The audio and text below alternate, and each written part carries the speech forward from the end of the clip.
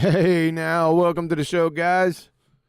As usual, if you'd like to support this channel, there are PayPal and Patreon links in the info box below. Remember, keep on chugling, baby. Ah! All right, so let's head into Gilded. I talked a little bit with the beautiful Betty Van Velsen, but I think she had a bun in the oven. Is that right, Betty? Remember, not a bun, a pizza, for crying out loud. Oh, she got a pizza in the oven. I'm sorry. I thought she said bun in the oven. I'm going to kill that cat. He's been meowing at me for the past minute and a half. It hasn't bothered me all day. Now he's bothering me. He can't stand you doing something on your own. Yeah, he's jealous if I'm doing something else and not paying attention to him. He just can't handle it. Yep. Is he a guy or a girl? Guy. And he's gay. A gay guy. He loves you. Who wouldn't? Well, I can name it. Okay, go ahead. Start naming them. Panda, Scott Veach. I'm okay. Let me qualify that. Who that couldn't fog a mirror, or can fog a mirror? Sorry, who that can fog a mirror doesn't love me.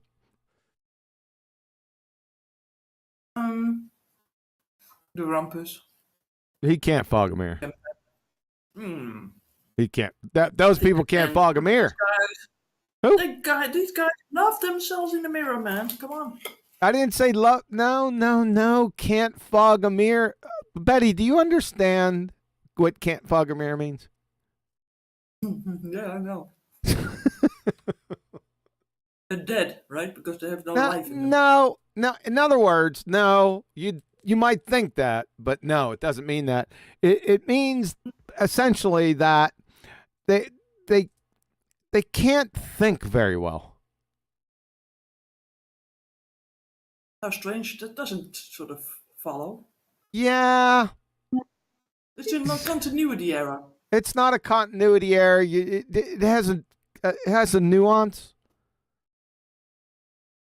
Well, the way I see it, and I see it in a Pictionary way, if you can't fog a mirror, then you don't have the breath, right?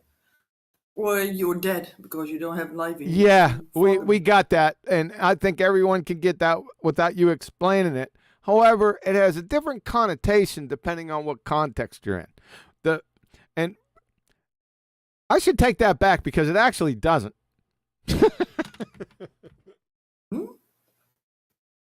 Yeah. It's just you can't think on your feet. It's very difficult for you to maintain some type of reasoning ability, in other words. I think you've seen too much in that sort of phraseology. No, I don't. It's American. How do you see the citation? Where is it? It's American. You don't need a citation for that, Betty. I beg to differ. The citation's not the argument anyway. I want to see if it is really what you say that it is. I never looked it up, as a matter of, so let's do that. let's do that. So Yeah, can't fog a mirror. Let's see what it has to say. What does it mean to fog up a mirror? Oh, God. The expression, right? Slang. I should put the expression, can't fog a mirror. Maybe that will help. Good call, Betty. Idioms, alive, even if just barely. Alludes to the use of a small mirror placed under the nose to tell if a person is breathing or not. For goodness sakes! Yeah, like I said, it's my definition is right.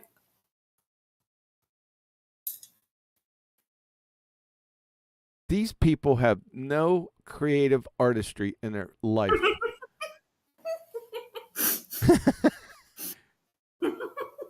Yeah, everyone's saying that all these fallacies that you come up with are also fantasy. all Fallacies. It's not a fallacy. Sounds a lot like fantasy football. About tired of that too. Every single definition is relating to being alive or not.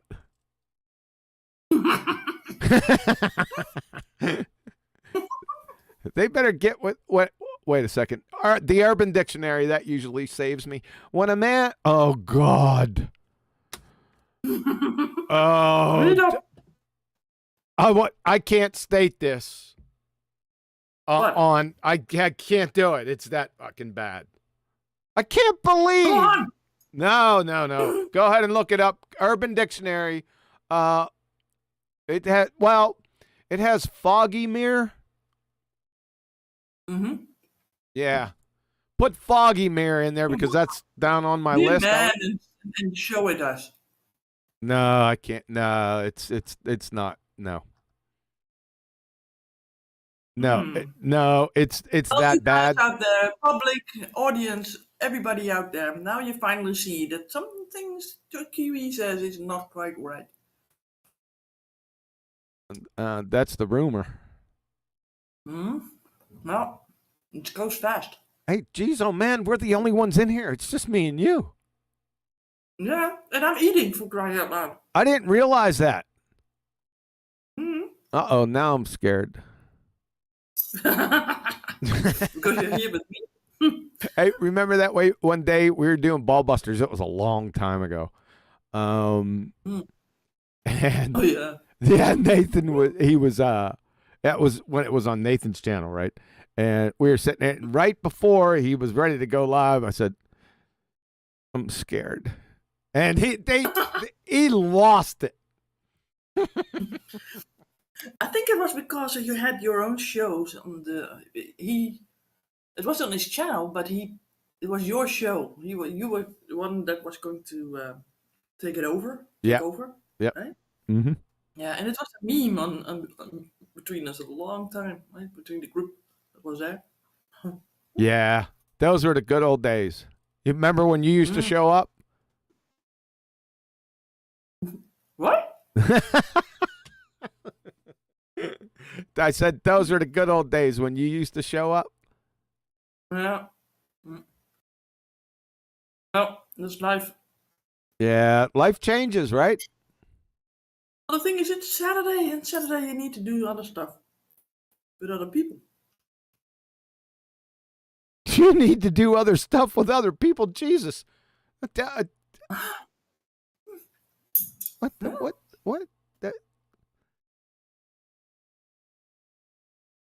You disagree? It's not that I agree or disagree. It's so blatantly disrespectful. Whom? To BALLBUSTERS in general. To the ideal. How about to my parents and to family members? Yeah, that's understandable. Yeah, but there's many other days now. BALLBUSTERS only runs once every 2 weeks, so it's not like it's an everyday event. Yeah, I know, but family goes first. Well, they've been going first all week. How so? It's not an either or type of scenario either. Ah, I think so. No, it's not. It's not an either or. It's there's multiple. You don't have to. You can do both. Is what I'm saying. They're not mutually exclusive. Okay, so I can go to my family right now. I mean. Oh, brother. You could go You're to. dealing with a woman. She thinks differently. So never try these sort of logical things. But you think it's logical. Oh, now she qualifies it because she's getting ready to get tore up. I am vulnerable. That's why I need a guy to basically Fight for me. Oh, that's right. Yep, the security issue down to Maslow's hierarchy of needs. Mm-hmm. I'm sorry. I'm beyond that. I read I self-actualization. know you're beyond that. You're like that guy that is slamming the door in your face when you're coming after. Oh, jeez, it's Did not you that. want feminism? Here you got feminism. Bang! Slam the door in your face. What are you making up now? Character build up on you. Bow. They don't know anything about that. Mm-hmm. Or Better not. what's the other one? Catching smallies. Hiya, folks. Yeah. They'd be surprised at our conversations, though. Wonder if they're interested out there in what we conversate about. Again, did you ask me a question? I can't hardly hear you. Maybe I should turn you up a little bit. Maybe No, you get. I am like a little bit further away from my laptop, so I think that's the case. Well, I turned you up, so Somebody now. says here, can't fork a mirror because they colored it in their crayons. Mhm. I mean, this is more interesting than what we could go over. Does everyone realize that the globetards argument, or whether the Earth is flat, has been over for almost 3 years now? Does everyone realize that? I just want to. Yes, good. I hopefully, and the Black Swan officially. Now, the globetards have been vanquished well before that, but officially, January 1st, 2020, that was the end of them, right? And beyond that, now we got elevation angles. It's all over. So we're on to bigger and better things. Now we'll go back and dance on their. We'll go. No more smallies. Yeah, it's what? I said no more smallies then. No, we're in the smallies now. Yeah, but you said we had bigger fish to fry now. Yeah, the smallies.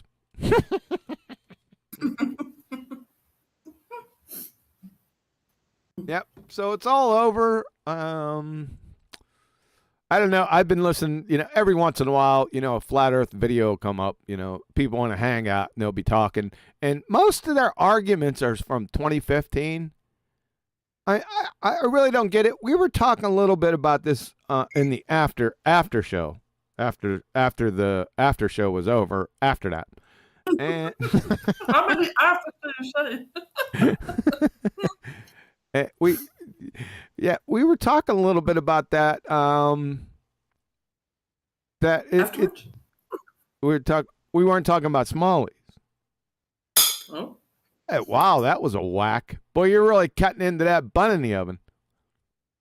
It's the crust of the pizza. What? Why are you eating pizza? Are you eating with a knife and fork? Yes, I am. That is so posh. Just grab that monkey just by the neck with your hands. No, it's too dirty. Pizza's dirty, huh? That's a new one on me. Yeah, like I said, it's all pretty much curtains for them. And we'll go back every now and again, like the Rob, the he, the him, and Norm. We'll go back and dance on their graves and laugh at them a little bit. Other than that, it's all over, baby. Ether. Jeez. It's all over. And a lot of people don't like that because many people, they like to argue. That's what the conversation was about in the after show. Say again. Argue and speculate. Yes, they like to hear themselves talk. Remember, I've been saying, I've said that a few times before. I don't want to give too much away with that. I think everyone, maybe they're not aware of it until I say it or until someone says it. Right? Because like I said, I pull up a couple of these flat Earth hangouts, and maybe they have a baller, maybe not, and they're into. I don't get it. I really don't get it, because we've been on here for 7 years. We put these arguments out. They're up on my website, by the way. I mean, black and white, systematic, 1, 2, 3, A, B, C, right down the line. Everything's covered. And they're talking about NASA photos. I don't get it. I really don't. Why would you do that? You tell me, Mrs. Pizza Eater. Well, people still believe in NASA. No, when I'm talking about flat earthers going against ballers, they bring up NASA photos. What else do they bring? Star rotation. What the hell is going on out there, people? I've just handed the arguments to you, just gave them to you. Here you go. All you have to do is take. They're not difficult to understand. Some can be a little more. What are you yakking about? Yes, they are. Yes, they are what? Difficult. No, they're not. Yes, they are. I have to have a sort of a logical understanding of what how do you say cynicism or whatever. A syllogism? Of a syllable, let alone a sentence. Yeah, and then I B and then A and then C and then F and. Oh God, you're just making shit up. It's just P's and Q's, and that's the black swan argument. Yeah, the P's and the Q's. I hate P's and Q's. Jeez. But yeah, and then I mean, come on, look at the picture. You see a horizon. Oh, everybody knows what the horizon is. You know what it is. It's behind the platform. Yeah. You can see it. And even if the platform is already outside of the scope that you will be possible to see, right, according to their model, because they do have a model, right, and they claim to live by that model, then the model is out. You don't have no need for P's and Q's. That's what I'm speaking to. But you're preaching to the choir here. I have to have your whole argument now with the P's and the Q's and the thing, and if this and then that, and then I think, oh no, it's too difficult. Let me start on NASA photos, because usually people, when you have to. What the hell? The newbies, you have to get them through this stupid stuff. Sorry to say, but or the easy to understand stuff. You just train wrecked your argument. Like you said, you don't have to be all that concerned with the P's and the Q's. You made the argument simple. All you have to do is just look at the photo, identify where the horizon is, and that's it. It's all over. Yeah, exactly. That's how easy it is. You don't need to know the P's and the Q's. Yes, I do, because if I am sort of stating your Black Swan argument without the P's and the Q's, you bust me. Yeah, because you're held to a higher standard. I'm talking about those folks out there. I'm talking about those folks out there that can barely fog a mirror. That's all you really need with that Black Swan argument. Really. Now, if you want to get into the nuances, if you want to be technically accurate, you can get into the P's and Q's and go through the whole argument and the evidence, and it's over, right? It works either way. Yeah, and then you got the whole, what was it again? That what Nathan loved so much. The Coriolis effect. I was going to bring that up. Now, that's a little bit more complicated. Now, the only reason why it's more complicated, because there are phantom arguments against it, mainly because the Baltards don't know what the Coriolis effect is, and it's very easy to obfuscate because many people in the audiences don't know what it is either. So it's real easy for them to divert, bring up phantom arguments, muddy the waters, and then it turns into a brouhaha, right? A phantom fallacy. Yeah, they're phantoms. There's nothing there. They sound good. That most of them now to somebody that's educated in the subject, they don't even sound good. However, if you're someone if you're someone that can barely fog a mirror and you say, "Oh, I think he's got a point there," right? Now, that's one of the complicated arguments. I say it's complicated, relatively speaking, it's complicated. However, the black swan argument, the first one, is easy. The second, Well, you can make the whole Coriolis effect also easy, you know. you can. Yes, you I think can. they did that too, because they are like so dependent on the pendulum. I wanted to say those words together. And the pendulum can't exist or sort of do what it need to do in the ballpark like realm if you have helicopters able to be stationary over the earth. Yes. Yeah, but no one gets that. Yeah, of course they do. They do that. They do know that, but they won't correlate because they won't go there in their paradigm. They have a sort of a how do you say that? Two mind. Two how do you say that in Orwellian? They're double-minded. Yeah, double-minded. Yeah, you can have two things holding in your head, and one of them be wrong, right? Most people have that, by the way. It's like the same thing, like they say, "My body, my choice" in women, right? So that they can have abortions, but they are pro mandatory vaccination, for example.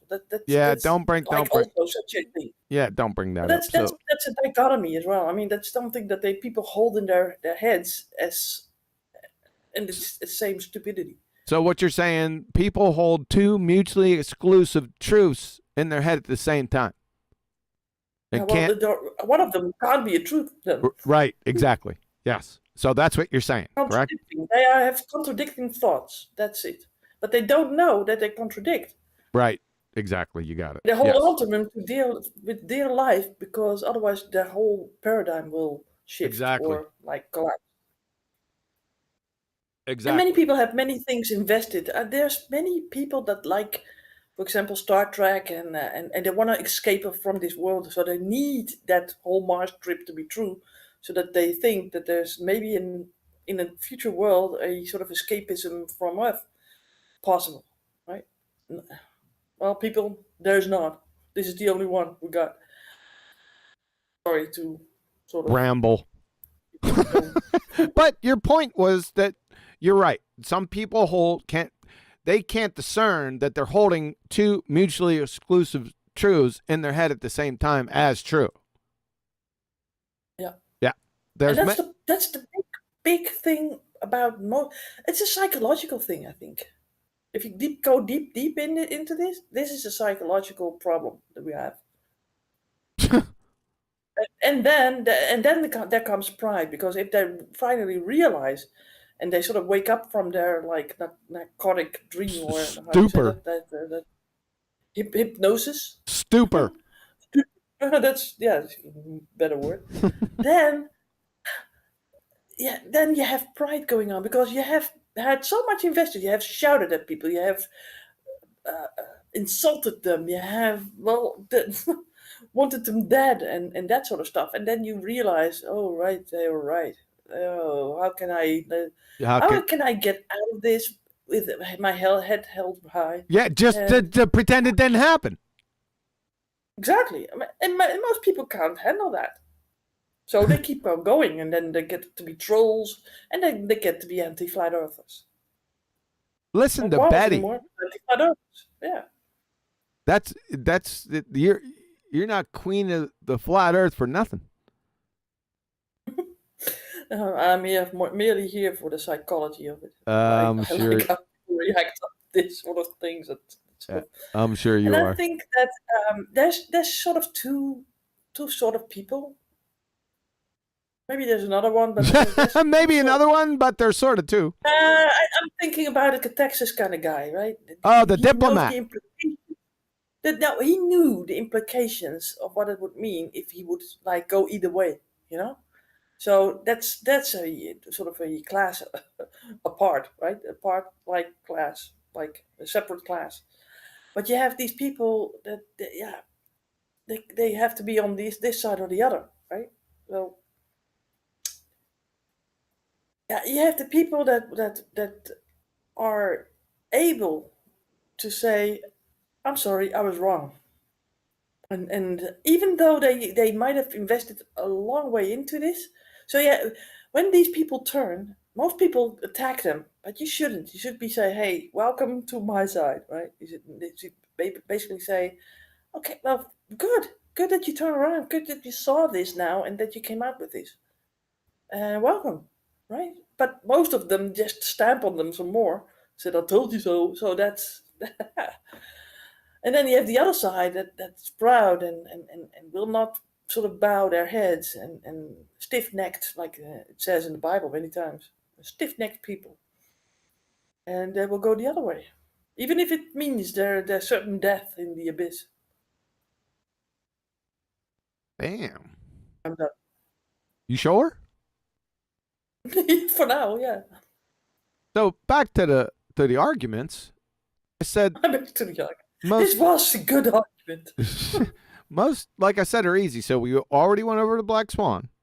It's pretty easy. Now, not the P's and Q's, but the photo. All you have to do is look at that, and it's all over. Right? You understand that? It's easy as that.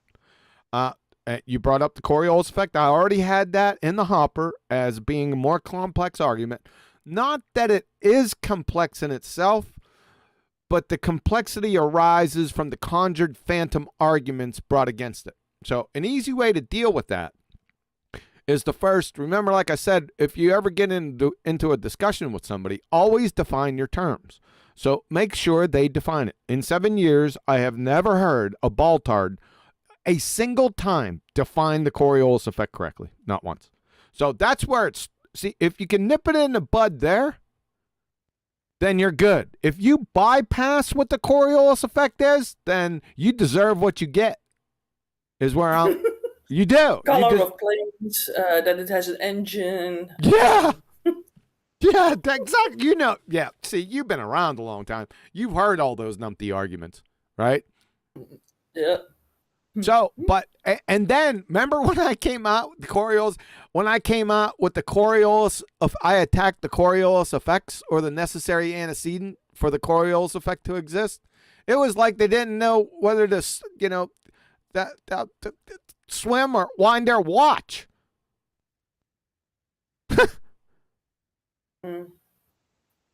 Remember? Yeah, I had some difficulties with that phraseology as well. Like, I'm not something like that you said. I'm not interested in the Coriolis effect, but the consequences of it. But the Coriolis causes. Yeah. So there are certain things that need to exist first before you can even bring up the Coriolis effect. And there's 4 of them. One is a non-inertial rotating reference frame. Number 2, an inertial reference frame. Number 3, an object moving in a straight path in the inertial reference frame. And number 4, an observer on the non-inertial rotating reference frame looking at that object moving in a straight path in the inertial reference frame. You need those 4 necessary antecedents to even allow the Coriolis effect's existence. So, what I did was I went to the number 1 and number 2. You have to have a non-inertial rotating reference frame and an inertial reference frame.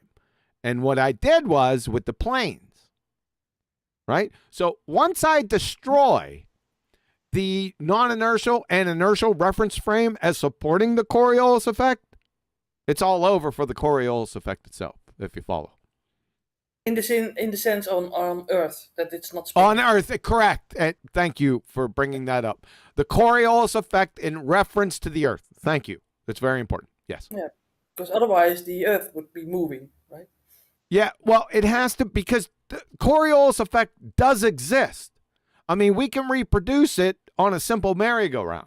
And everyone's seen, National Geographic. You don't even have to see it. You could have done it yourself back in the day because you'd pick up on it. I knew about this before I'd ever knew the phrase Coriolis effect because most kids have been on a merry-go-round, right, with a ball. And you try to toss. And trying to throw it at each other and then ending up there. Yeah, exactly. So, like I said, I never knew about the Coriolis effect then, but I knew of the concept. So, but still, even though people know that concept, that's why I broke it down. I just bypassed all that and broke it down to plane flights. I mean, if the Coriolis effect is true with respect to the Earth, remember the presentations I used to give on it, I always added that caveat. In fact, I put it in the presentation so I wouldn't forget it because it's an important part of it with respect to the Earth. And it's real easy with plane flights, with the Charlotte, North Carolina to Los Angeles. It's very easy for people to picture that in their minds. A plane taking off from Charlotte, North Carolina, flying straight, no matter what the plane is colored, what paint colors on there, whether it's got latrines or not, right? It doesn't matter as long as it's flying straight. And Los Angeles and Charlotte are essentially on the same quote unquote latitude line, right? So they're going a certain speed according to the heliocentric ball-tard spinning space monkey religion. It's about 860 miles an hour. So usually I'll, average it down to 800, make it all even, 800 or 900 miles an hour. And then you take the takeoff speed, right? And you don't even need to take the takeoff speed. That's a nuance.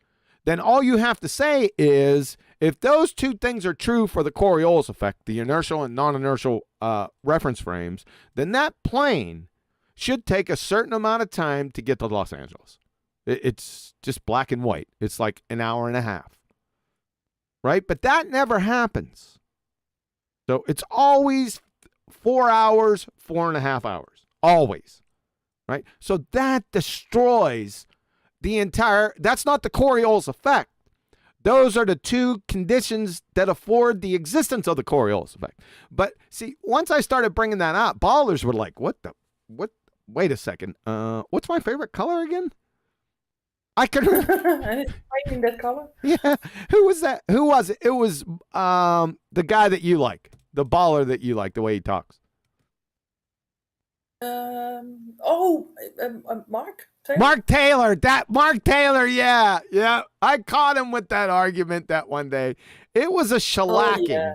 Oh, yeah. I think it took 15 minutes of him garbling around with trying to get to ask you as many questions and you answering. It was like a tennis match, like ping pong, ping pong, ping pong.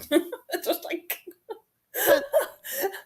and he wasn't used to that people could answer his questions all the time. He was used to be like, because his whole tactic is about asking so many questions and going back on things and yes. And if you said something stupid, he will sort of attack you on that and stay in that point forever. You will never get out of this. And he tried. It was really... Yeah, he tried to obfuscate around it, but I kept on hammering away at him. Yeah. So the ping pong... I just loved him for trying. It was very good. I can remember. It was like, who's going to drop the ball first? Is it going to be Mark with his questionnaire, or is it you with answering it wrongly somehow? You knew what was going to happen in the end. I should have taped that show when I was too late, for crying out loud. Yeah, I can't even remember what that was on, what show that was on. Because remember, back in the day, if you guys aren't aware, if you weren't back there in the day, Flat Earth. How would we say? Hangouts. That was the big hangout thing. And what you did was, and if you love to argue, you missed your chance. Because all you had to do was hit YouTube, hit Flat Earth, and there would be like live shows, like 20 or 30 of them consistently every single day. Right? Well, 24 hours. It was almost, I think the first ones were 8 hours long. Yes. If you're lucky, because they could snipe you away, or Yeah, right. that was sniping back in the day. Yep. Yeah, and there's a max of 10, including the host that would open the hangout, Yes. and yeah, and you could hop on and off, and people did, and it was fun. And I never knew that it was there only through the whole flat Earth movement that started up right back then. Yeah. And I was thinking, oh, and I heard these guys talking and talking and stuff coming up and people attacking in different ways. And it was kind of open, right? It was Yes. kind of also many times speculation on both sides. But also very, very laughable, and in the sense of that they laughed at the flat earthers, that we were sort of the underdog, which now is sort of the other way around, I think. And it was fun in a way, right? I liked it, and you had these characters like Mark Taylor coming up, and Cataxis was there most of the time, and then you could sort of see him popping up in these different hangouts with people because they would invite him, and he was able to drone on with his rants and stuff, and it was nice to listen to. It was really good. Yeah. Yeah. Yep. Yep. Now you liked him. I thought he was a blowhard, but he was. Ooh. Mark Taylor. I thought he was a Oh, I blowhard thought Cataxis. because I knew what his tactics were, and I just thought they were quite feeble, but they were cute in a way. I can understand how you could like that. Well, the thing is that then most people like shows because there is some tension going on, and um, you feel that there's a sort of a fight, but it's not that fight of like punching each other, right? There's Yes. no blood that's going to be spilled, and Yes. and it's kind of interesting to see what people have up their sleeve with arguments and tactics. And the way I found out that when I started following you around was because at the Robert Bassano that stopped. He stopped the show. So, and you were going on these hangouts, and then you brought in these fallacies that I never ever like knew about. Yeah, I knew there were some logical fallacies, but I didn't know that there were so many and so many of these names. And I'm thinking, oh wow, that's a great way of debunking what these people say, and how to take these arguments that they think that there's arguments, which is not, or a defense, and take that apart and see that it's like they have nothing. They really didn't have anything. They didn't like that Everything all was too wrong. much. Yeah. Yeah, I know they stopped you a lot. They muted you and talked over you, and but they had to have a sort of a opposition of mostly four to handle you because otherwise they couldn't. Yeah, a lot of muting, a lot of kicking, a lot of over talking, right? Yeah, Yeah, that's yeah. how they got around that. But like I said, for the people that like to hear themselves talk and like to argue, you missed your chance because it was daily, and like Betty said, 24 hours a day. You could wake up at like 1, 2 o'clock in the morning, pull up YouTube. There's a hangout. At least there were more than 10 hangouts then. You could just Yeah. pop in, right? Well, there were these later on. They became so aggressive. Yeah. I remember the one that there was a guy, curved water, curved water, Was it curd curved. water He's called. or ad blocker? Yeah, one of the other. They were kind of similar to me. Not bad. Sort of the same like types. And I think these two are, especially the first one, Curved Water, is still in Japan's server on Discord. He's always there. That guy has nothing else to do, I think. Yeah, But he's a stone cold he dumbass. was, yeah, he's. The thing is that they got so aggressive. I mean, formerly you could go there and people could just talk. And I remember Chemo going over there and being hammered by these people, and I felt sorry for him.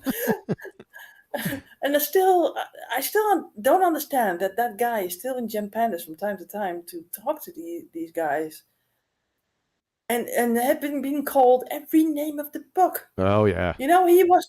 only one that said, when I had my silly debate with Red's Rhetoric, he was the only one that said, "Well done."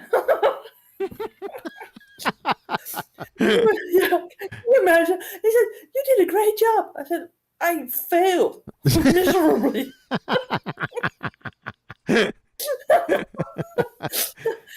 Yeah. He was, yeah.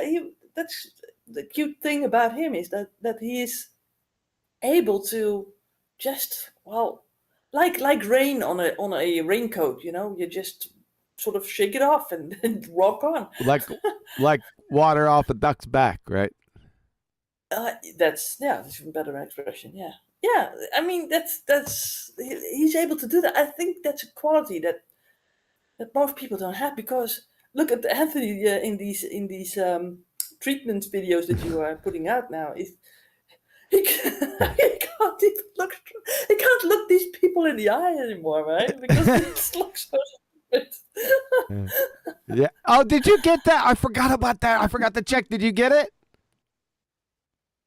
Yes, I saw it. Yeah. I need to sort of think about what I'm gonna do. Okay. With it, but it's really great. Yeah.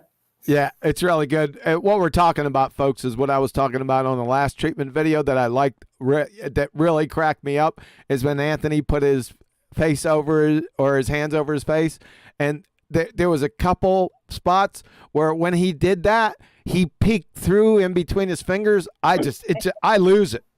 It's over for me. The thing is, I do that with scary movies. Doesn't help either. That was scary. Yeah. That was scary. Yeah. Oh, that guy, is that Norm? Norm! That Norm guy, he looks like that Phil Bell guy, right? I mean, it could be his brother or something. Yeah. Engineer, I think. Right? Yeah. Yeah. Maybe he's just the goatee and stuff. No, I mean, it's some sort of type guy. The goateed Quasimodo. I don't know. Did he have a hunchback? Yeah, he's got a hunchback.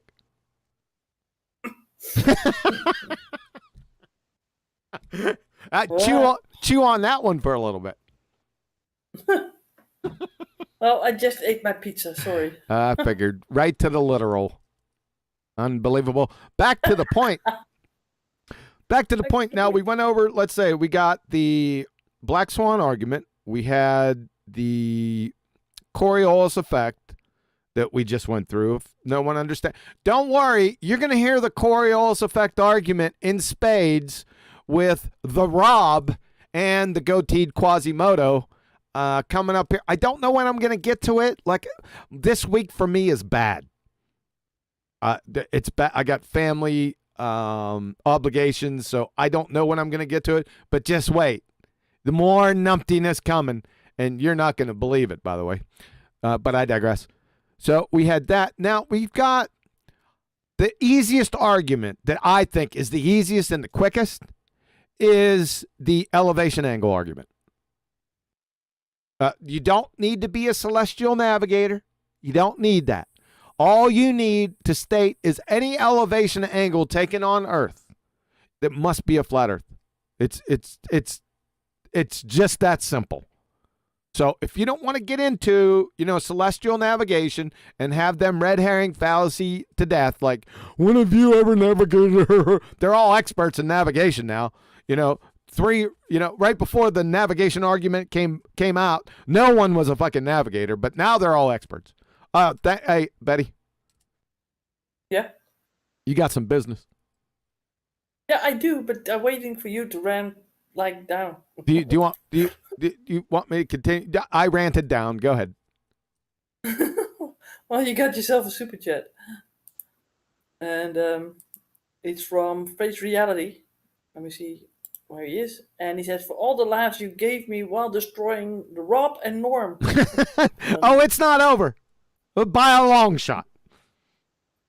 Just get ready. Thanks, Face Reality. Appreciate that.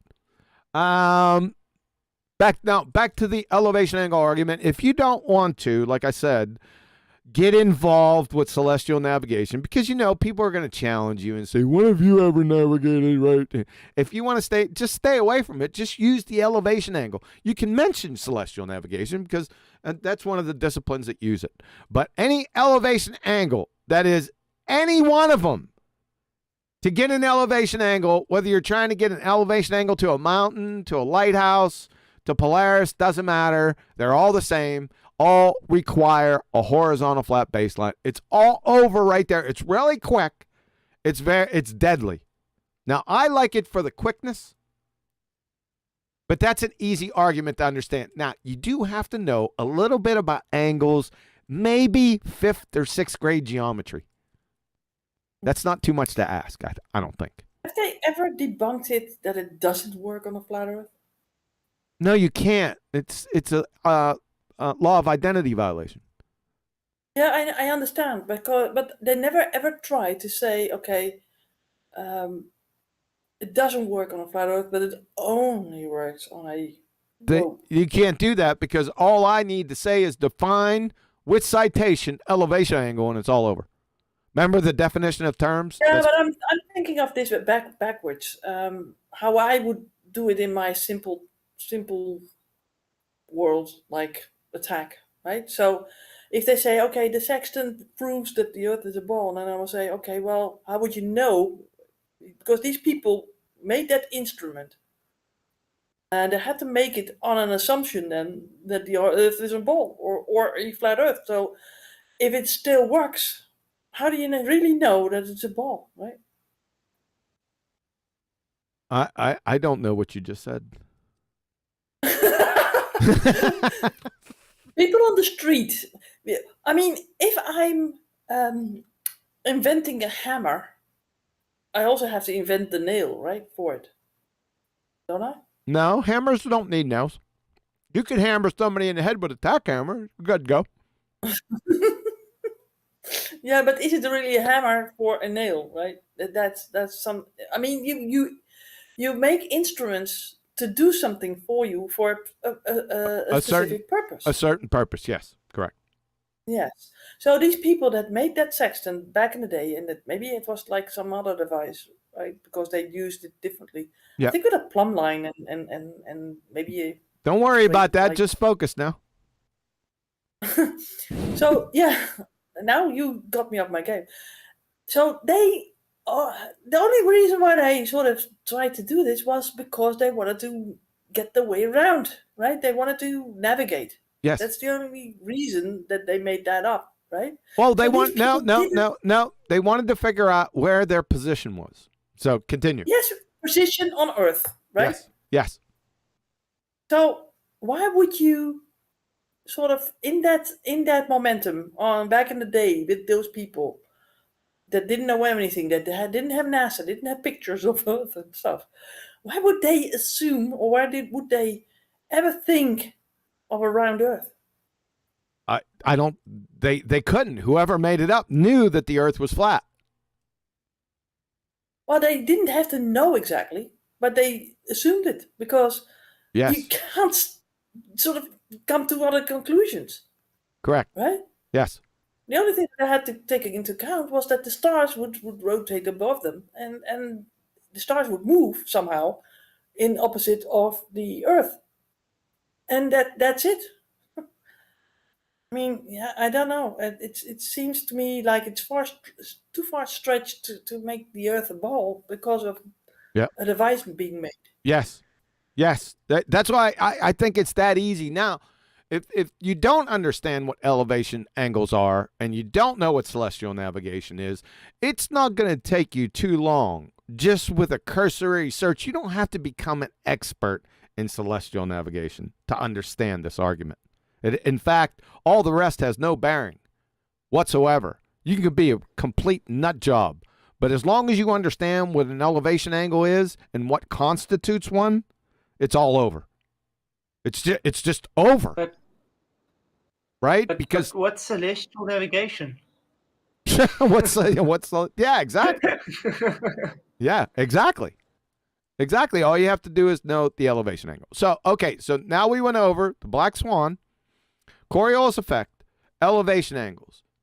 The one I use, my favorite one is always gas pressure without a container. And then they'll bring up, well, what does that have to do with the flat earth? It's stupidness like that. But the other one is plane flight. Now, I use that on my neighbor, right? Because everyone, for the most part, if you're 8 years of age or older, for most people, they've flown on a plane. Not everyone. I'm not trying to stereotype everyone, but it's reasonable, right? Especially if I'm talking to the guy across the street. I know he's traveled some, so I know that he has had some flight that he's been on in his life.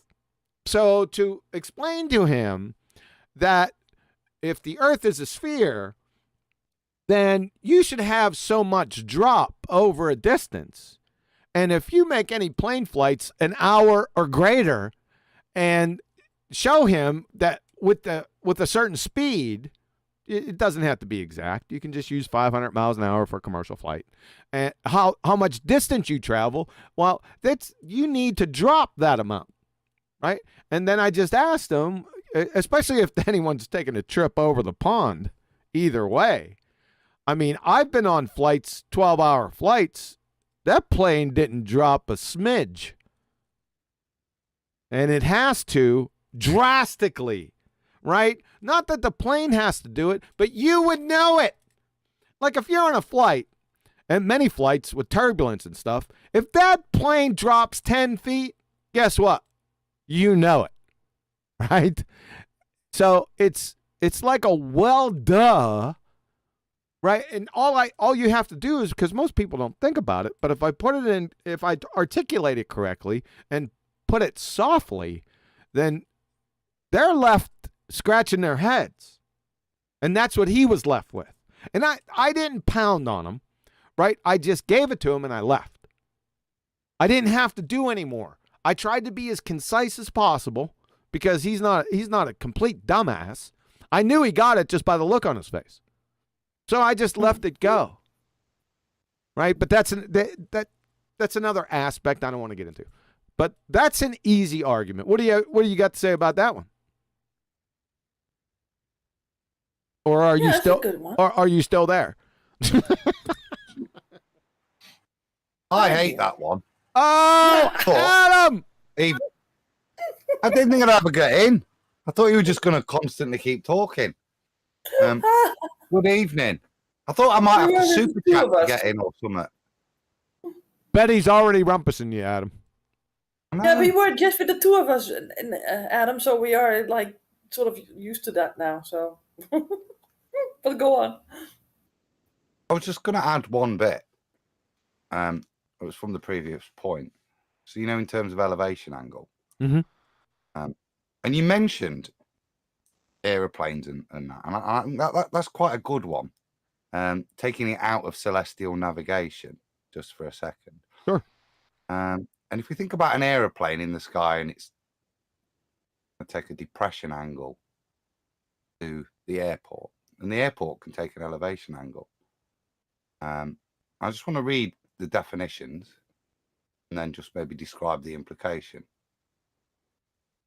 So an angle of elevation of one location relative to another is always congruent, equal in measure, to the angle of depression of the first location relative to the second. Now that means that the angle of depression is equal to the angle of elevation. And the only reason that applies is because we've got two parallel lines.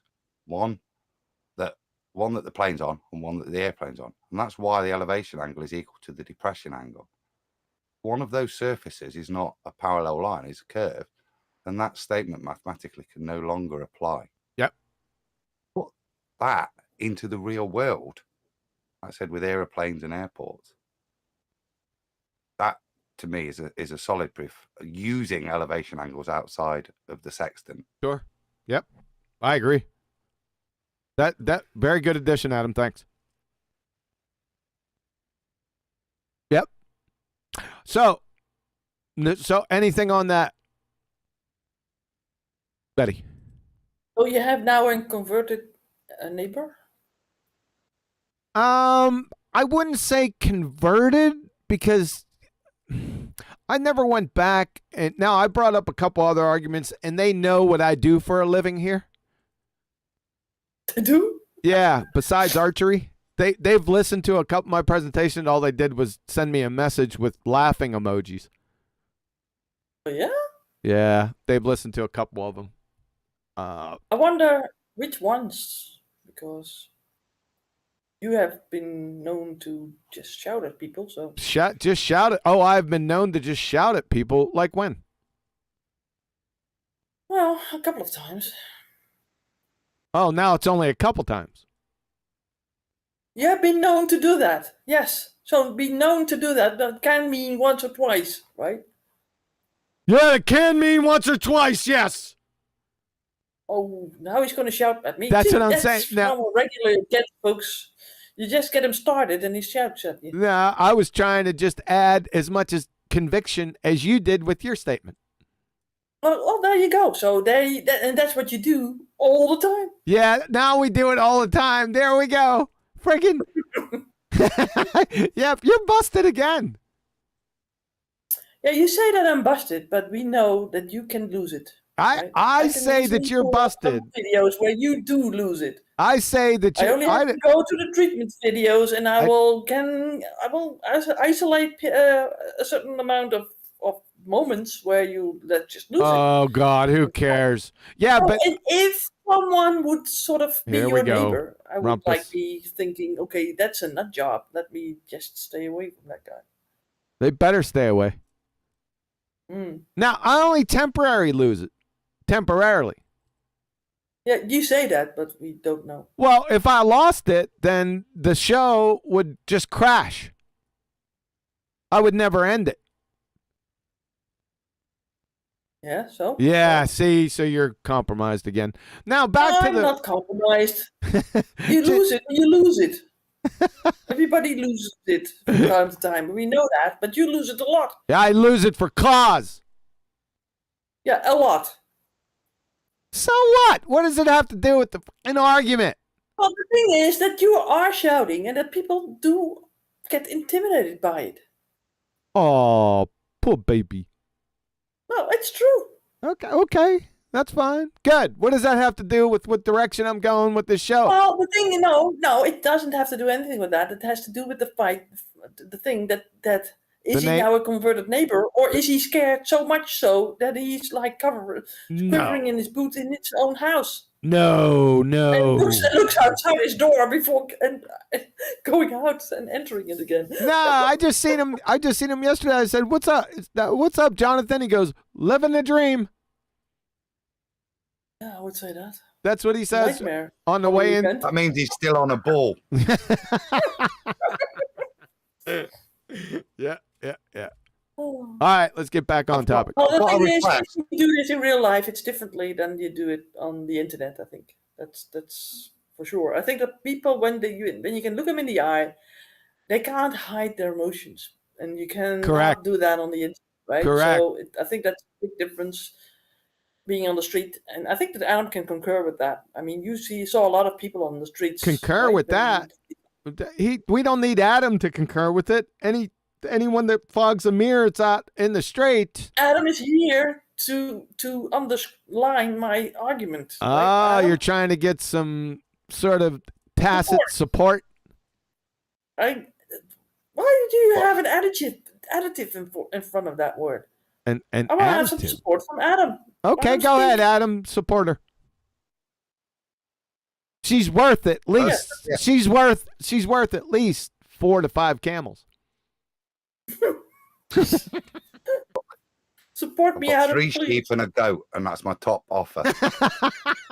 What? What? I would. Go ahead, Adam. Tell her again. I've got 3 sheep and a goat, so that's my top offer. Sheep and a goat.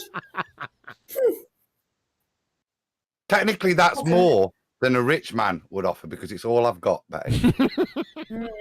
Well, keep the goat, Adam. Fair enough. My children will be happy. Yeah, on the street. Look, it's different, isn't it? Different. If you're watching a YouTube video and you're intimidated by the YouTube video, yeah, press pause, turn it off. Yeah, don't go appeal to format on something that is a clear format that you have control of pressing play and pause.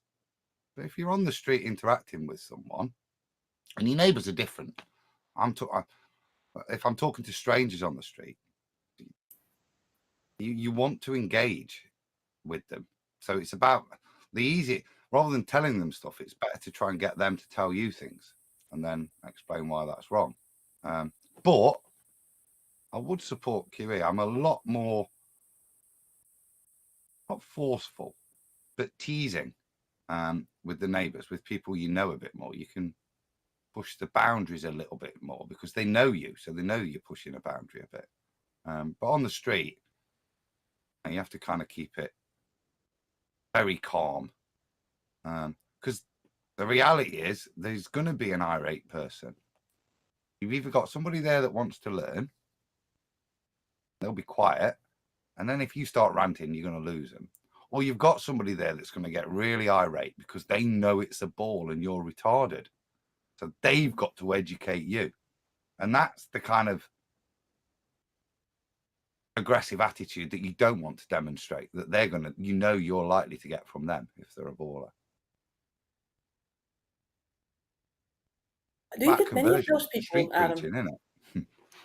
Sorry. Yeah, it is. Do you ever get many of these people that sort of want to educate you instead of the other way around? They don't want to hear you, but they want to sort of try to convert you back, sort of. But if you look at particularly places like, I think when the tour first went to Cambridge, and when Riley went to Liverpool on the first tour, there were people from the universities that had turned up specifically to go chew us to pieces, Yeah, I gave them the treatment. Yeah. So that they do that, but again, the other thing is I don't hear aggression. You can hear him when even when he says "shut up." It's not really being aggressive, is it? It's just John. And I say, if you know that, and if you're listening to a YouTube, you can't use that as an excuse to ignore the information within the message. People, when they are shouted at, tend to close their ears off. Yeah. If John turned up at my door like some Jehovah's Witness wanting to preach flat Earth and use that style, then I don't think it'd be very appropriate. But actually, it's good entertainment on YouTube. So, but more important, like I say, you need to use that format as an appeal to not have to listen to the information within it. So you can go, I can't hear it because he's shouting. I can't hear the truth that's being said because he's shouting. He's using a loud voice, so I can't hear. That's your cognitive dissonance. The thing is that I know John from the beginning, and he did shout because he had to be well, he was over-talked a lot, right? But he didn't use many of these like assessment insults that he sort of tends to use. And I think that helped me a lot on sticking to what he wanted to say, and was really interested in what he had to say. But if I hear every other word, the F word, for example, or other like insults repeated over and over and over, then it gets like I'm done.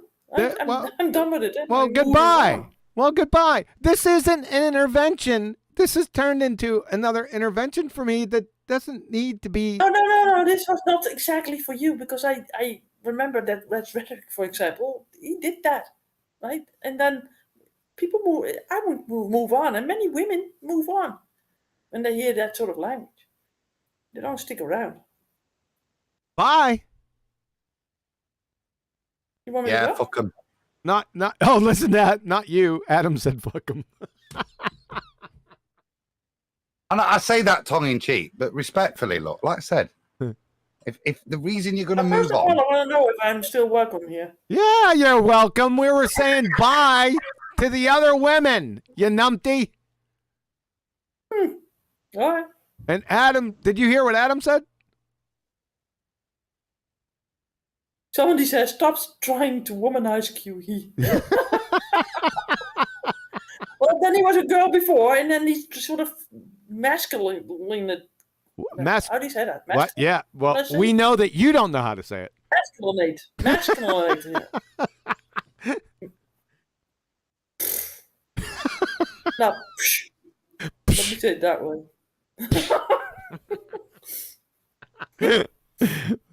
Don't try to womanize QE. Who said that? That's pretty damn funny. Flatten the curve. Too funny. When I was at university, there were a lot of very cantankerous, horrible people. One of the lecturers used to go, morning bastard. Morning bastards, he'd say, like that, in a grumpy git. He was a horrible man. But I sat there in every lecture and listened to what he said, because I wasn't there to enjoy him. I was there to find the truth, yeah, and get the knowledge out of that lecture. I wasn't there to critique his style. Didn't care. Wanted the information to move forward with. Well, I had a math teacher that's always sort of reminded the women that were present in that classroom, women's logic isn't logic. And he said that every time, every day. And guess what? F him, right? Because I'm out then. What's the use? What's the use of trying to educate yourself with a guy that from the start, from the get-go, doesn't believe in you? He doesn't. All right. First of all, you can share too much truth, which is clearly what he's doing. But, be careful, Adam. I thought that one was going over heads. But, no, I caught it quick. Betty and I caught it at the same time. It was lovely. Again, don't forget that I do know these subtleties, Adam. I'm an expert on those subtleties. I didn't have a relationship with any of my tutors. Yeah, I didn't want one. I was there to learn. Yeah, I didn't need. I didn't either. Do you think that I wanted to hit it me. off with the math teacher, for crying out loud? Stop rumpusing him, Betty. Let him speak. No, he's accusing me of wanting a relationship with my math teacher. No, he didn't accuse you. You felt guilty. He did it sort of like... You're feeling guilty that he's doing that, but he's not doing it. See, now you're shouting, John, and nobody likes that.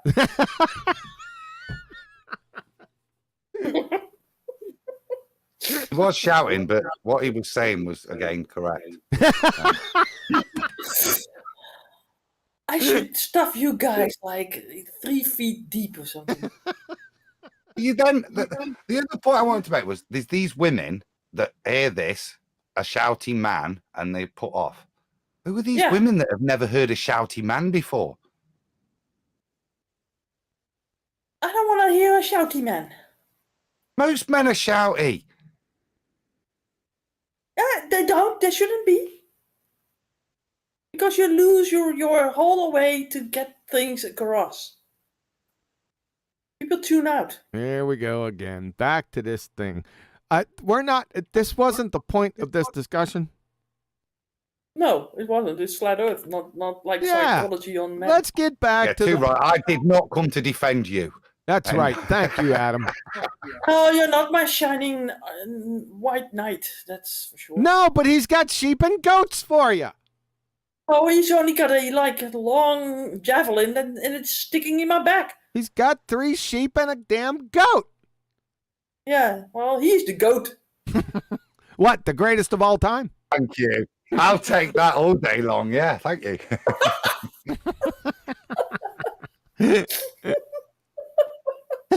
You can't win. You're through, Betty. You're done for. Oh, I just imagine Adam with some horns on his head. Oh, brother. And a goatee. You only do that at the lodge.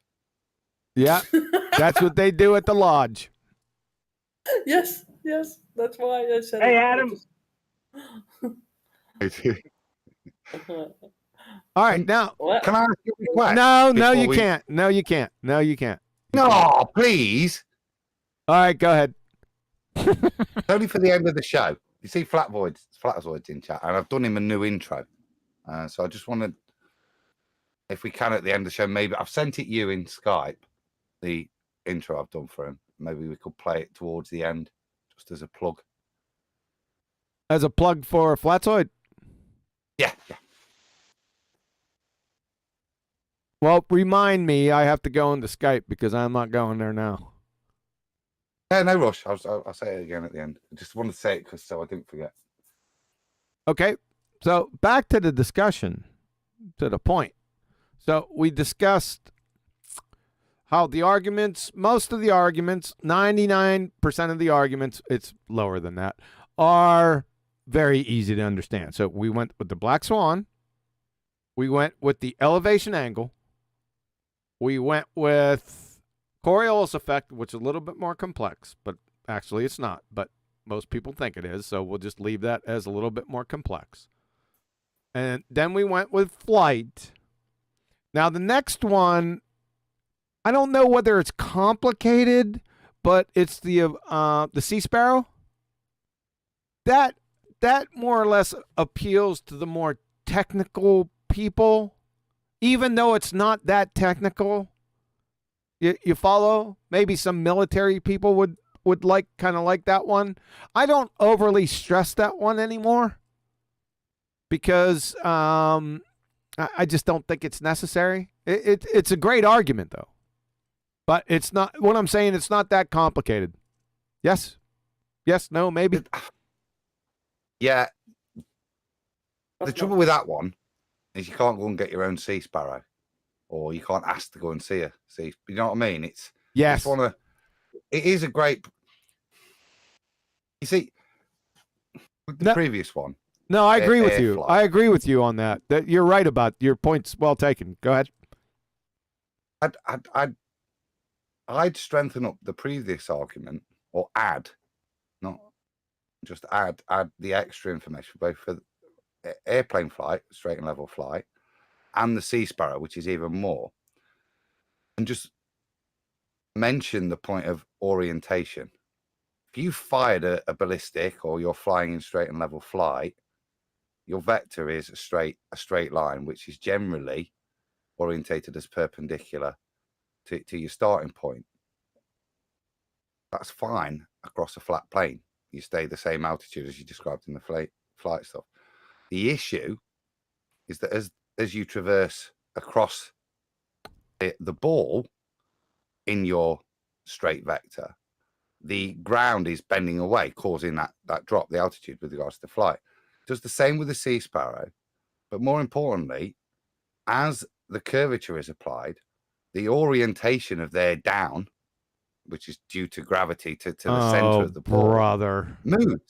Well, it moves. It moves. So within that straight and level flight, you've got that contradiction between what is now down, what is the aerodynamics, and what. So your sea sparrow wouldn't work, would it? It would either fly straight over your head, but even then it wouldn't be allowed to fly straight over your head because down is changing, so it'd be bending. Yeah, it'd be pulled up. Its aerodynamics would just fall apart, and that's the point. That it's that orientation of down in all of these things that is impossible on a ball. So with the plane flight, you would as you're traveling in your straight line path, the effect of the ground rotating underneath is the fact that you're going to basically tip backwards. The orientation of their so-called, and I'm only talking within their model, but the orientation of the gravity changes with respect to you in your straight line flight. So to the point after 500 miles, say, you've got like a 4 or 5 degree angle incline change that's occurred, not because of your straight line flight, because of the claim that you've got ground falling away because it's a ball underneath. Both of those apply to me there. I'd use that orientation of gravity on the sea sparrow. Well, thanks for that. And I would just stick with what you said in the beginning. It's hard to put yourself in that position unless you were in the military and actually witness the Sea Sparrow, or just in the military and understand the capabilities of different weapon systems. Then it's sort of out on the outskirts. So I don't bring that up to your average Joe. I just don't do it. All I'm saying is that it's not that complicated. That's the whole point of, not the whole point of this discussion, but go ahead. The other nice bit of the Sea Sparrow that I liked was that you have to paint the target. Yes. As I remember. Yeah. And that's significant. I'm happy with that as a statement from the military that they want to paint the target before they can fire it. That says it all if you're out at sea. Yes. I still think that's strong. In the painting business? Yes, they are. You got to have line of sight. Do you know what I mean? That's what I mean. You've got to see the target to hit it. Yes. Very limited on the sea. That limits the capabilities for a boat on the surface of the sea if you're on a ball. Yes. And with the specific Sea Sparrow, the Block 1, if we want to get specific now, the Block 1, that painting of the target must come from the launch ship. Now, for the newer Block 2s, it doesn't. But that doesn't render null or negate the fact that for the past 25 years, it had to do that from the launch ship. How you like that? So that's, like I said, I like the painting part too, and the line of sight. They're more or less attached by the lips.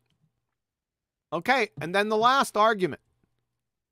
Of course, my favorite argument. Gravity. No, it's not gravity.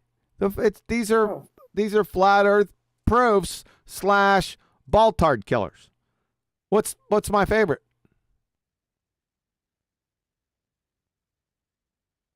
Vacuum. Non-vacuum. Yeah. Gas pressure without a container. But still mine. It's still mine too. I mean, it doesn't speak directly to flat Earth. It just stomps a mud hole dead in the ass of their heliocentric Baltard. Nothing can exist in their model with that. So I just take it and destroy the whole thing real quick. That's why I like, and most people can get this argument, especially when you break it down. And it's funny because this is a bow shop argument, and people walk, and it doesn't get, not too many people challenge it after I make the statement, because people will walk by, a couple of my friends, they'll say, they'll just announce it. They won't be talking to anyone specifically. They'll just say, well, John, he doesn't believe in outer space. That's what they say. And then snicker as they walk and let everyone else snicker, that's in the shop or standing around. And I say, yeah, I don't mind it. In fact, I like it. I wait till after the laughing's done. And then I tell them that the head of the bow shop should have a helmet on, number one. And number two, that he believes that you can have gas pressure without a container. That is, if he's driving down the road and sees Timmy pumping up his bike tire with a pump, that the bow shop guy, I'm not going to name him, that what he does is he stops his truck, gets out, and tells little Timmy that little Timmy's crazy for having a tire that he's trying to pump up, remove the tire and just pump up the rim. So not even a rim. Yeah, and that usually sets everyone gets quiet after that. That's the one you don't really. It's the most strong in terms of people's understanding of gas behavior. People understand balloons, how they work. So it's not one you have to really work hard to do a lot of explaining on. When I was on the Flat Earth tour in the summer, and we filmed that bit with Nathan, there was that young couple that came up, and they were ones that they knew it was a ball. And we were over a few things, bits and bobs, and they were talking about space, and then Dave jumped in and etc. etc. And I was trying to figure out as Dave jumped in where to take them because they were fairly knowledgeable. So I went through first of all what gas behavior is, and then we went to space to carry on explaining it. And that's when, as I was halfway through, Nathan went, ha ha, gas go down, go boom boom. Because he realised we'd got them. But that's the easiest one because people understand you can't have gas without containers. Yep. Yeah, you can't have gas, sorry. So that's the easiest one to use. And you don't necessarily win there and then, but it hits them hard, that one. And if you go back and watch Nathan's show from the summer with his live from Nottingham Square, talked about people getting angry, didn't I, earlier? Watch the attitude change. She then becomes very aggressive and starts trying to put onto me that I'm being pushy. And I go, oh, I'm then revert to ultra nice. I don't raise my voice. Go the opposite way on the street, face to face. But I realised then she's done, and that's why she's trying to get out and goes angry. Yep. But that is the strongest one because people, their own way of understanding, you can't argue that. You know what gas does. You know what happens when you burst the balloon. You cannot explain because, like I said, no, gravity does it. I said, but we just said how gases work. Are you now saying that's not how gases work? Yeah. And that's when, you change. So, yeah, that's still my favourite for Joe Public. Yeah, because you don't have to be an expert in the second law of thermodynamics to figure it out. You know it as a child, right? And I told you, my house runs off propane, so I got a propane tank in the backyard. It's a pretty big one, and every it depends. If it's in the wintertime and it's really cold, they'll come by every 4 to 6 weeks to top her off. In the summertime, when it gets really hot, they tend to not come too much because there's a safety measure, but I digress. It's usually in the fall and in the winter months where they come a little bit more often. And I tell you what I used to do. I haven't done it in a while, but I'll go out there and it seems like there's a new person every time, right? So I'll go out there and I'll say, do we have gas pressure here? And they'll say, yeah. And I say, to have gas pressure, you need a container, right? And it's almost immediate that they say, yes, of course. And what I do is I look up.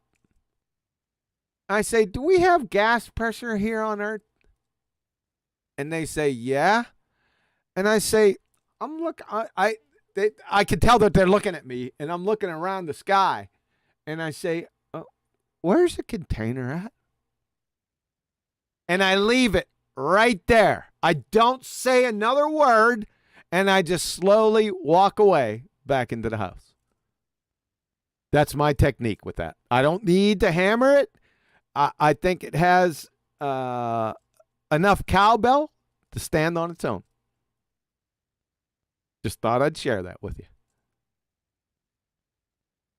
Yeah? Yeah. No, beautiful. Yeah, it's not a difficult, like I said at my point in the beginning, that these arguments were quite simple. Some can be made to be complicated by others. Some want them to be more complicated because they like to hear themselves talk. But for the most part, these arguments, all you need to be able to do is fog a mirror. How about that? And also, there's another thing that if you have a visionary, you can also use your telephone, and you have a train wagon compartment that was like made a vacuum, and that collapsed, right? If you show people that, and then you say, okay, so how can a tin can fly around the Earth, right? Wouldn't you think that would like go the other way around, explode instead of implode on Earth? It implodes on Earth, but it will explode in thin air, right? So even their whole fairy tale, which they try to uphold, doesn't work, right? It doesn't work. I think that's a little bit more dicey because they can complain. They can not complain. They can claim, sort of not outright claim, but they can fall back on ignorance and say, "Well, NASA's got that. They understand the nuances." Whereas gas pressure without a container, Yeah, you see where I'm going I with that? got you. Yep. Yeah, I got you. But still, people, these train wagons are like really, really heavy. Really, if you even want to sort of make a comparison between, like these submarines, for example, they have to be really stern to be able to resist that pressure. How much more would that be in space? And if you looked at the moon landing, for example, that ain't happening with that moon landing thing. You know, it's, things were like flying off of like the foil and stuff, and it was like paper thin. Couldn't be. Right? Even glass, you can't have glass or too much glass, right?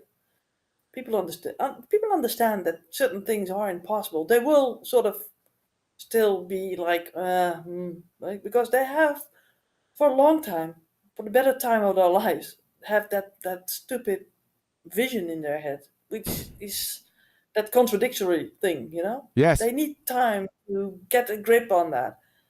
And one thing will add to another. So if you, for example, have another argument and someone else, like for example, Adam would come with the Coriolis thing or with the sea sparrow or some other, all of that combined, it gives you the full picture. Yes. It And if someone does. else can But sort of give you a sort of an explanation or a sort of a other way to see the world, because you need to unsee the globe, you need to re-see or renew your mind on flat, and how that can work with the moon, sun, and moon. You know what I always also tell people? How can the moon and the sun be above the horizon at the same time? And they look at me and like, never thought about that at all, right? Never thought of that. I see the sun and moon, and sometimes the moon is full, and sometimes the moon is a crescent, and but still in the same place, and the sun is at the same time at the same place, and then and I'm pointing at them and saying, "Hey, how can that happen?" They that's have another one no though. idea. That's another one where you can fall back to authority to ignore what's pointed out to you. Yeah, well, even if they Same go with to the other authority, they ones. will at least they will go and research it if they I'm really not. are I'm not. interested I'm in not. it. No, I'm not disputing that. Let me just I make the hardly point. hear you, Adam. By the way, sorry that I might be over Oh, talking you. Belly up to that mic, Adam. sorry. Is that better? Yeah, Yes. much better. Thanks. Yeah. Right. So, yeah, I agree. It's a good one, and people go away, but they can fall back and go to an astronomy thing, use an asset, etc., etc. Same with satellites. It's the same with the black swan as well. They can go away and just look up, refraction. That's why you see further, and put it away. The strength of the gas pressure for me is they can't, because it's not. You don't fall to authority. You instantly fall to your experience, and that's what eats away at you. Yes. Because that's the one that's got me, you know, because it just eats away. You can't, and if you can get it in somebody's head, you don't have you don't have to win the argument. You've sowed enough seed there if you can get them to accept that point. And that's what I did with that couple. That was sufficient. You can't go any further than that. You know you're gonna. There's no point arguing and trying to convince them there. But that fundamentally, that's the one that you don't have to do any explanation or education, because a lot of the other topics you've got to educate the person first for your point to be valid. This one you don't. You can drop it and leave. Exactly. Yeah, but you still have to go around and make the earth flat after that. Yeah, that's easy, but we're just sweeping up debris. Mhm. Yeah. Well, that we all have our favorites. I mean, I just start with the simple stuff. I remember back in the day when I was at school with my girlfriend at that time lived next to the door to me. She was a class higher than I was. She was a little older than I was, and And we were walking up to school, and I looked at her and said, and then later on I said, "You see that moon over there? Look at that." And she said, "That's not the moon." I said, "What?" She said, "That's not the moon." I said, "What is it?" So we got into a big fight. We really got into a big fight over that moon, and we hardly got any fights. And that was one of the first ones that we had that was really like memorable. And she said, "No, I just learned at school that the moon is there and that, and it needs to be there, and it can't be the moon." So, well, what is that then? And she couldn't tell me because she held those two ideas, and she just was taught this like a child is taught, right? And that's how it's done. They integrate, or how do you say that? Integrate you into you. This at school. They brainwash that into you, right? So she couldn't understand why that moon was over there because she couldn't understand how it could be that the sun and the moon were above, sort of Earth level, right? So that's why I know that it is an argument that people never thought about. I told my parents, and they said, "Huh." Of course, if they don't want to investigate, they just will whisk it away. Will do nothing about it, and not think about it. And then next time they will laugh at you and say, she's with the flat Earth," but they can't get to you because they know that there's something wrong about the thing. They already been testified to. Now it's just willful ignorance, basically. What's left, right? So it gets people to think.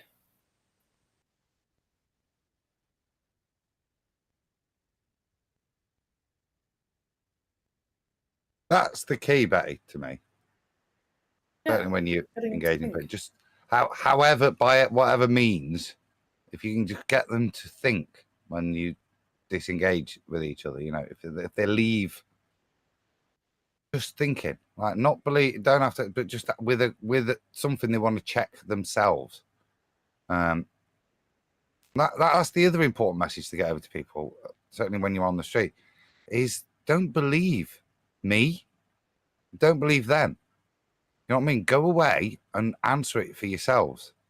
And that I often focus on, because that's what got me out of the rat, not listening or believing anybody else anymore, but figuring it out for myself and using my own knowledge and life experience and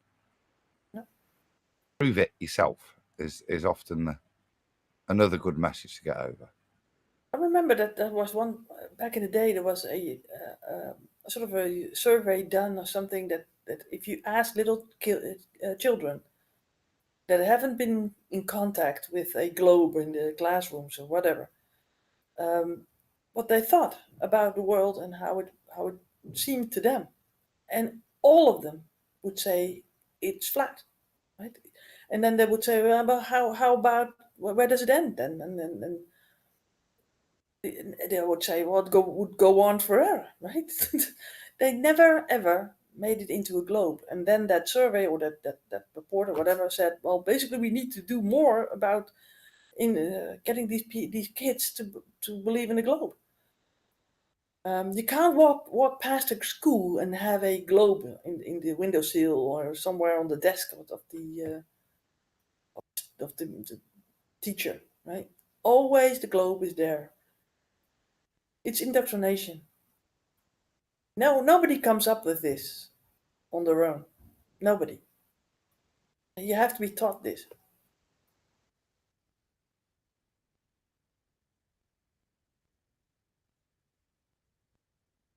Is the cat still meowing at you, John? Or what? Thessalonians 5:21. Prove all things, hold fast that which is good. Yep. Is that allowed, John, that he quotes the Bible? Boom, got it in. Don't matter. Usually you mute it. Linked it in. Oh, God. Oh God, yeah, he's allowed to quote. Yeah. You know what I say to that, John? What? Yeah.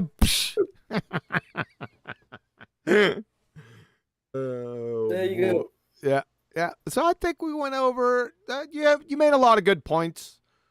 A lot of them, all of them, for crying out loud. No, a few of them. Yeah, all of them. That have you guys noticed, audience, that every time that he sort of undermines me. Here we go. somewhere. Here we go Every now. time he's like, Why yeah, don't even you if let you're Betty wrong, finish? you could be having some good points, right? It's sort of like a compliment, but not really so. You know, it's like every time it's sort of cringe time at the end of the show. What is he going to say next? You know, Keep on chugling, baby. keep on tooting. not chewing. Keep on chugling. What the hell is that? What the duck? What the duck?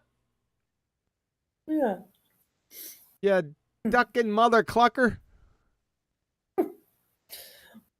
You're the mother clucker. Why does the chicken cross the road? Here we go. Because it's not a ball. That's a good. Yeah, that's good. I like that. Yeah. Okay. I like that abstraction. It has a certain twist, doesn't it? Yes, it does. Completely irrelevant. That is. That's it. That's the whole strength of it. That's the whole point of it. Yeah. That's the genius of it. That worked for I'm me, gonna Betty. make a thumbnail out of that one. I might steal that. You might steal it. That's really good. Why did the chicken cross the road? And people are going to go, oh, it's got to be. Because it's not a ball. That's a good intro. That's one to use with the neighbours. He crossed the other side because the sign said walk. Jeez, Neil. That's stupid, Neil. No, it's not. And how come when I see a deer crossing sign, the deer never crossed there? Both chicken and deers can't read. Deers.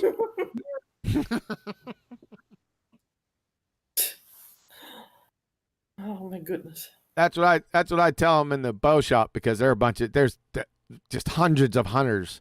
They come up. I go, I'll be in the back. I won't even look at them, and all you hear from the back is, "You catch any deers?"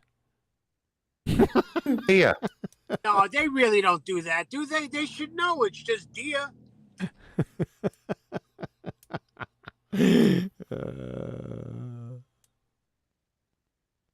What if you've got two of them, though, Neil? What? Like you would know. I'm from Brooklyn and I know it's deer. Like you would know.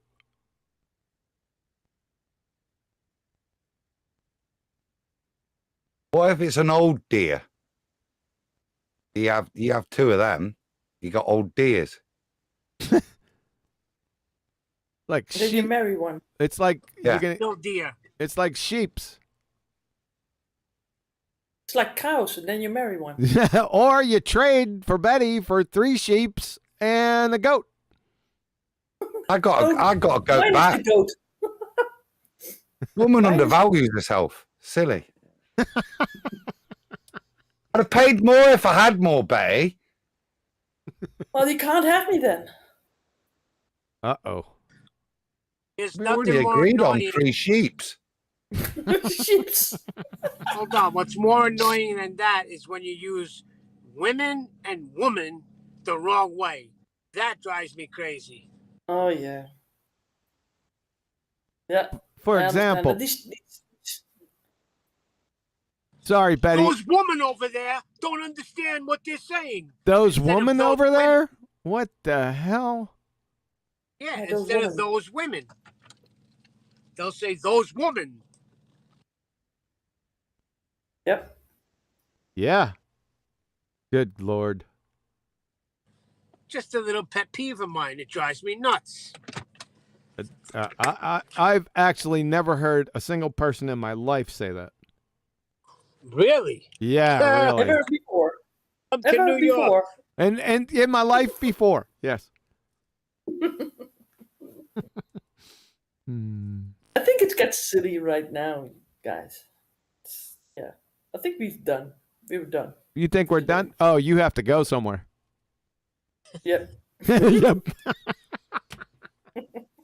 So you're saying I come in with silly shit, right? Just say it, Betty. You come here with silly shit, Neil. You see, Take your the silly thing shit is, elsewhere, Huey, Neil. you know, I was listening, enjoying the show, and then Betty starts swearing. Oh my God! Switch off, don't you? What? You just switch Betty off. bashing day today? Just using the S word, throwing them out. I just switched off at that point. See, so controversy can do anything, and I have to be like within bounds, right? Next time you want me to wear a headdress and a mouth mask, crying out loud. I mean, technically, biblically, you should have your hair covered, but that's Only in church. Oh, I'm not boy. judging. We're not in church. He's not judging. It's commanding. Yeah. yeah. Yeah. You started it, John. I didn't start anything. I just wanted to. Oh yeah, you did. I just wanted to explain. You You're know, always the bad guy. Come on. I know I'm always the bad guy. It's okay. So You like that role. say goodnight to the bad guy. Yeah, you never see a movie's bad guy like this. I'll tell you that much. Where's the movie that said it? Oh, that's Al Pacino. Not one of the fewest. Huh? The lowest. Al Pacino in what's the name of the movie? Scent of a Woman. No. Hell no. Which one? I missed it. What'd you say? Say goodnight to the bad guy. Scarface. Yeah. Me, I always tell the truth. That's even right. When I lie. Yeah, even when I lie. So say goodnight to the bad guy. Yeah, he tells everyone in the restaurant that they're all frauds too and they're all liars, but they just know how to hide. You're all a bunch of... I don't want to say it. My wife stands right next to me. But the good part about that is he's wobbling back and forth because he's drunk. Yeah. And he goes to turn and they're trying to hold him up. And he turns back around and continues on his rant. Yeah. It was a good rant. There's not too much that he was wrong about there. He was right.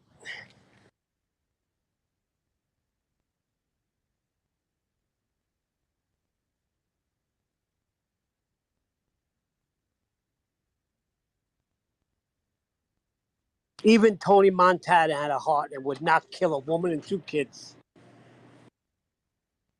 Yep. Somebody in the chat says, why does Betty think that the moon and the sun above the horizon at the same time is not normal? I think it's normal, but on a ball, you shouldn't expect it.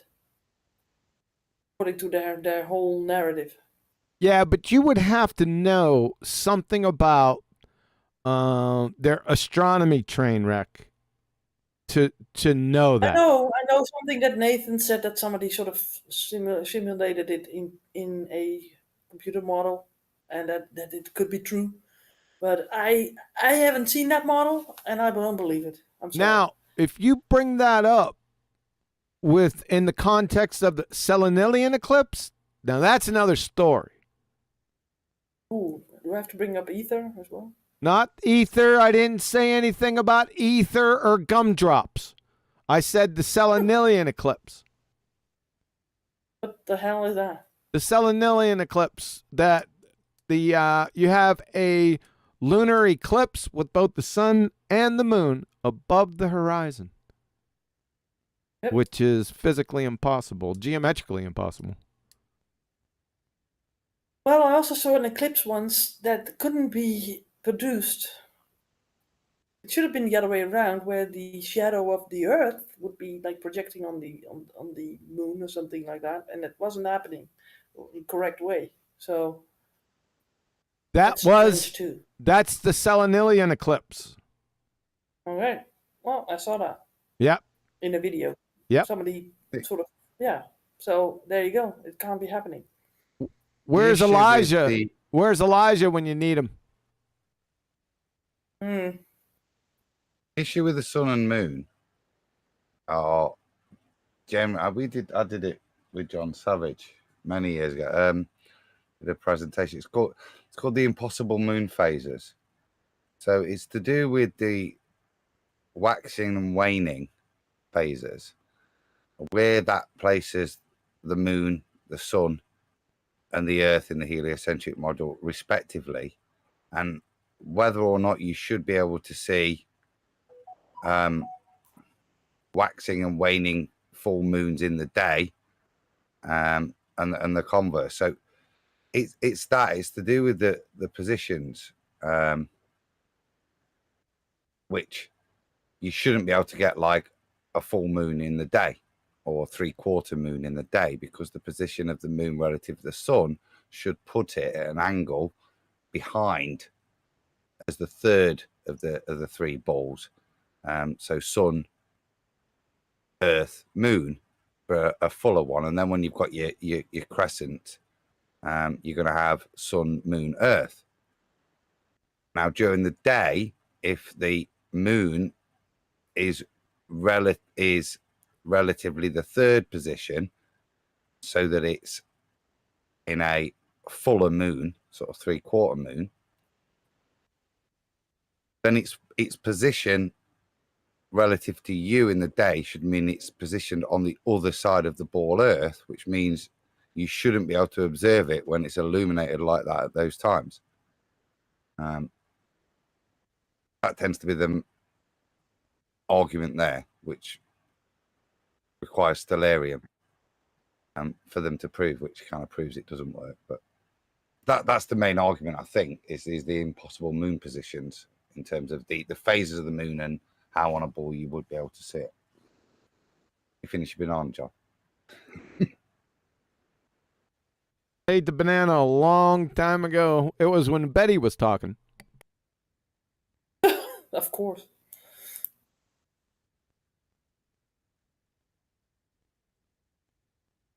Thanks. You're welcome. How about those smallies? Ba-ba-ba-bam-bam-bam. Yeah. I think it's more big mouth. Not a big mouth. They're large mouth, not big mouths. Whatever. That was a bonus catch. Yeah.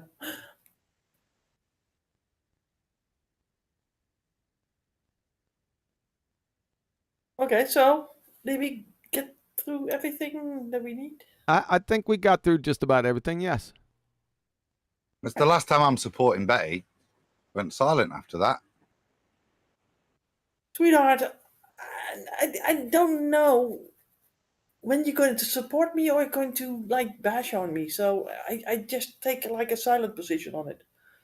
I don't let this straw man in of me being a Betty basher. Where's it come from?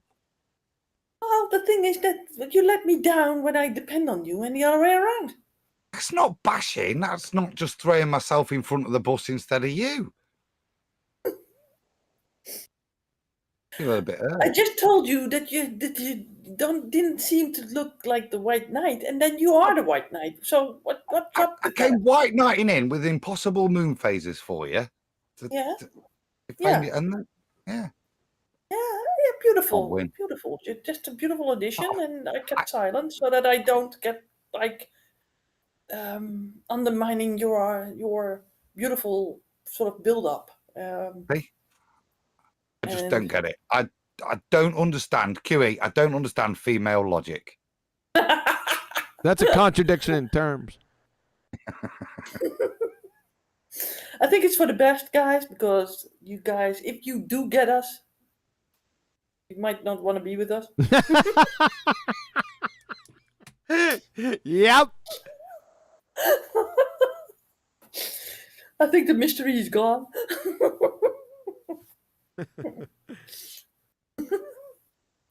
Oh my goodness. Did it reach its apex? Oh, brother. Neil's still butthurt over the apex. You're stuck on the top of that hill, aren't you, Neil? Yes, he is. It's subterfuge. And that. He likes that word. It reminds you of Inspector Clouseau in the Pink Panther.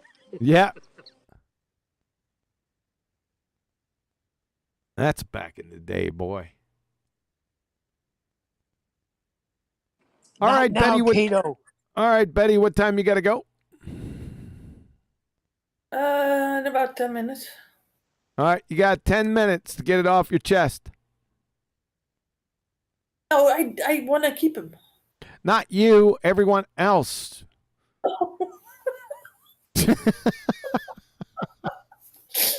thought that was really a good one.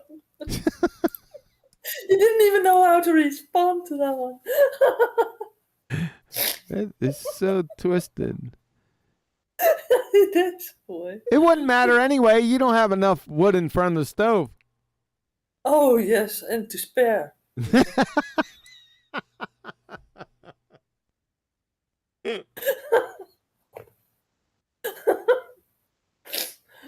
For many, many winters.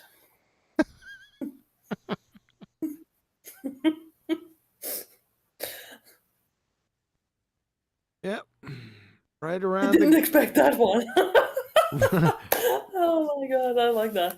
I like to sort of like shock people from time to time. Like these sort of exclamations or these yeah, sort of sayings that people didn't know that would be possible.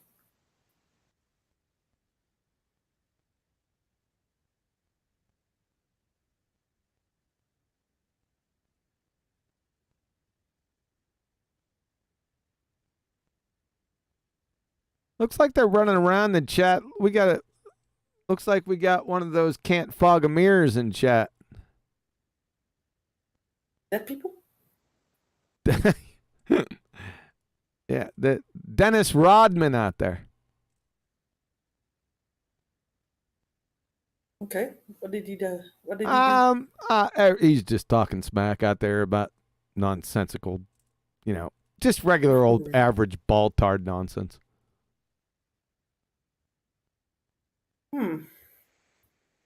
People in chat are having a good time with him, though. Okay. That's So all you that's wanna going. prolong this? Say again? You want to prolong this? No, I'm waiting for. I told everyone, they have 10 minutes to get it off their chest if they want. They got 6 minutes left. Okay. Well, I got less people, so Neil left. Did he? Yeah, maybe he took it too literally and just left. Chest is cleared. Oh. Only leaves Diego. Because Flatside's server muted, isn't he? So He was in here for a minute, and then that was it. Okay. and Neil's back. He's obviously got chesty again. Got chesty. What happened? I was on mute. Come on, expectorate for me, Neil. Expectorate.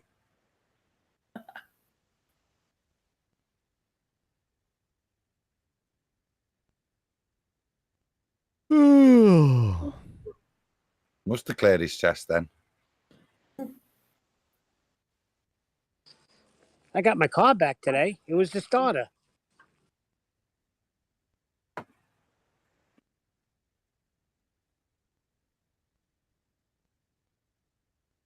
Will it start tomorrow, Neil? No, in your car. It started today. I was under warranty, so I was covered for that, but it still cost me $300 for brakes and rotors.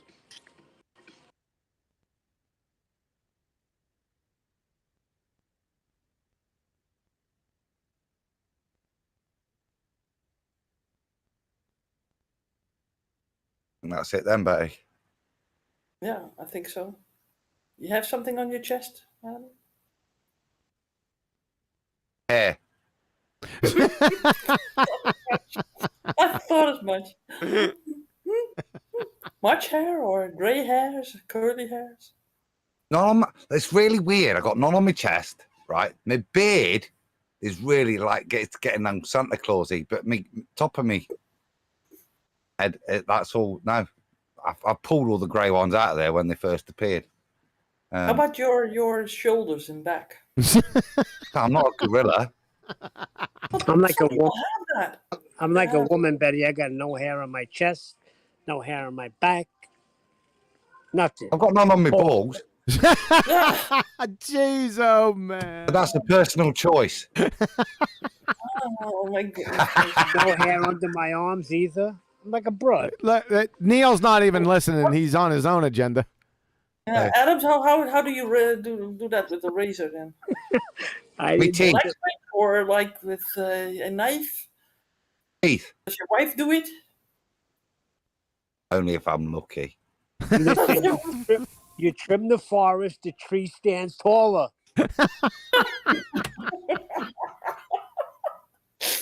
All right. That is enough of that. He certainly looks better from top view. Yes. Yeah, but this is circling the drain. Yeah, it's bad. Well, luckily he's tall enough, right, to see it from the top. Oh, brother. Oh, yeah, All right, that's we're gonna wrap it up. We're gonna wrap it up. Thanks for the echo, Betty, and Since when? Adam. and Appreciate that. Oh, okay. It's not me. I'm muted. Somebody else. Mute it. Mute it. Muted. M-U-T-E-D. Muted. Mute. Muted? No, that's M-O-O-T-E-D. That's Betty. Betty's doing the echo. Do it. All right. Where are we at here? Folks, any last words, Betty? Moo. You dumbass cow. Then you marry one. Yeah, I've got one last word. quick.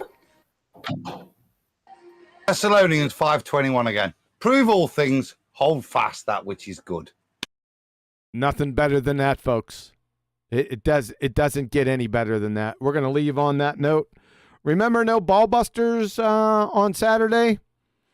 And like I said, with the PhD and licensed, registered numpty balltards, don't know when the next episode's going to come out, but it's coming. Get ready. It's a belly laugher. I think there's a few more after that. Like I said, I don't know when I'm going to get to them. I got family obligations this week. So just hang in there. It'll be coming. All right. So hope you enjoyed the show. Catch you on the flip side. QE out.